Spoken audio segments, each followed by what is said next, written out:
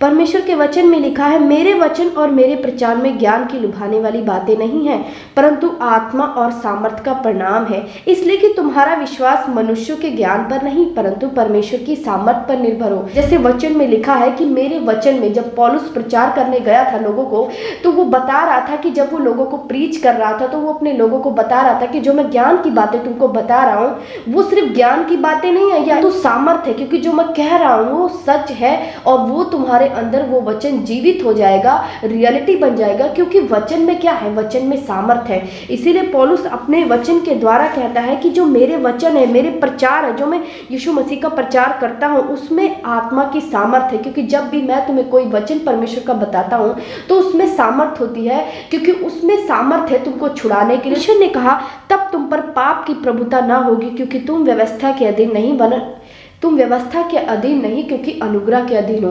क्योंकि जब आपकी ज़िंदगी में अनुग्रह आ जाता है, जब परमेश्वर की वो सामर्थ आती है, तो आप बदल कर एक अलग इंसान बन जाते हो, जो आप नहीं बयां कर सकते कि वो कैसे आपके जीवन में हुआ है, क्योंकि वो एक परमेश्वर की सामर्थ है। जब परमेश्वर की सामर्थ आपके जीवन में आती है तो आप अपने जीवन में एक बदलाव को देखते हो।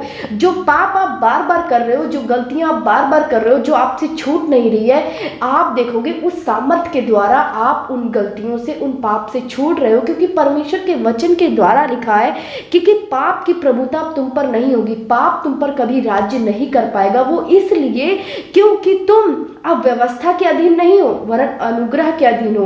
क्योंकि व्यवस्था वो होती है जो हमें सिखाती है कि हम ये नहीं कर सकते, हम वो नहीं कर सकते। परमेश्वर यीशु मसीह ने क्या कहा कि अब तुम व्यवस्था के अंडर नहीं हो, अब तुम अनुग्रह के अंडर हो, क्योंकि जब अनुग्रह आपके जीवन में आएगा तो तुम्हारे जीवन में वो सामर्थ आएगी, वो चीज करने की शक्ति आएगी जो चीज तुम नहीं कर पा रहे थे। इसलिए जब भी हम मसीह यीशु में आते हैं तो आप देखते हो बहुत सारे लोग दारू, शराब, नशा, हर एक वो गलत काम अपने आप छोड़ देते हैं, जबकि वो कभी छोड़ नहीं पाते हैं। और इसलिए जैसे वो परमेश्वर के अंडर आते हैं, जैसे वो यीशु मसीह को उद्धारकर्ता मानते हैं, परमेश्वर अपना अनुग्रह और अपना फेवर उनके जीवन में देना शुरू कर देता है।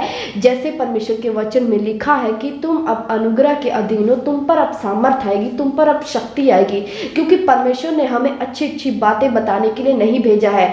आप जब देखते हो कोई वचन प्रचार करता है तो सब कहते हैं ये हमारे धर्म में भी लिखा हुआ है, ऐसा हमारे धर्म में भी है, ऐसा कुछ नहीं होता। लेकिन ये वचन अलग है, ये बाइबल अलग है। ये बाइबल में जो बातें लिखी हुई है इसको मानने की सामर्थ और शक्ति हमें यीशु मसीह देते हैं, क्योंकि वो शक्ति, वो सामर्थ यीशु मसीह हमें इसलिए देते हैं क्योंकि यीशु मसीह हमारे लिए क्रूस पर चढ़ाए गए, अपने लहू को बहाया, उसके बाद वो सामर्थ हमारे अंदर काम करती है। और आज भी जब हम वचन को सीरियस लेते हैं, परमेश्वर के वचनों को मानते हैं, उसी वक्त वो अनुग्रह हमारे अंदर आता है और हमें बदलकर एक अलग मनुष्य कर देता है। अभी पौलुस ने कहा कि जो मेरी बातें हैं, जो प्रचार है, उसमें ज्ञान की बातें नहीं है, उसमें आत्मा की सामर्थ है, उसमें शक्ति है। जो बातें मैं तुमको बता रहा हूँ वो तुम्हारे अंदर जीवित हो जाएगी। वही बातें, वही वचन जब आप सुनते हो, आप देखते हो, आपके अंदर कुछ होता है, क्योंकि परमेश्वर एक आत्मा है और वो जो वचन बता रहा है उसमें सामर्थ है।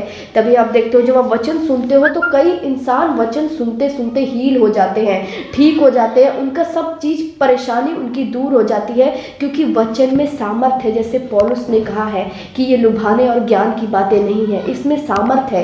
क्योंकि अगर मैं तुम लोगों के पास प्रीच करने के लिए आया हूँ, अगर मैं तुमको सुसमाचार बताने के लिए आया हूँ, तो वो सिर्फ ज्ञान से नहीं आया हूँ, या लुभाने के लिए नहीं आया हूँ, या सिर्फ अच्छी अच्छी बातों का प्रचार करने के लिए नहीं आया हूँ। जैसे आज के लोग कहते हैं कि ये नहीं करना चाहिए, वो नहीं करना चाहिए, ये पाप है, ये गलत है, लेकिन जानने के बाद भी इंसान वही गलती, वही पाप करता है। जो प्रचार वचन के द्वारा किया जाएगा उसमें एक सामर्थ होगी। जब आप उसको सुनोगे आप अपने अंदर हीलिंग को देखते हो।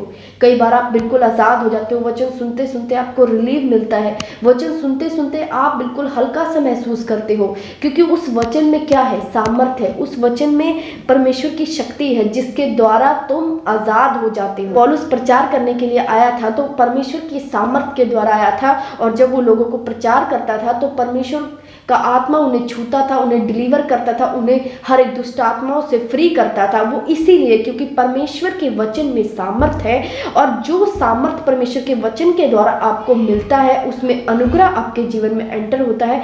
वही अनुग्रह आपको हर एक पाप से, हर एक मुसीबत से, हर एक मुश्किल से छुड़ाना शुरू कर देती है, जिससे आप छूट नहीं पा रहे थे।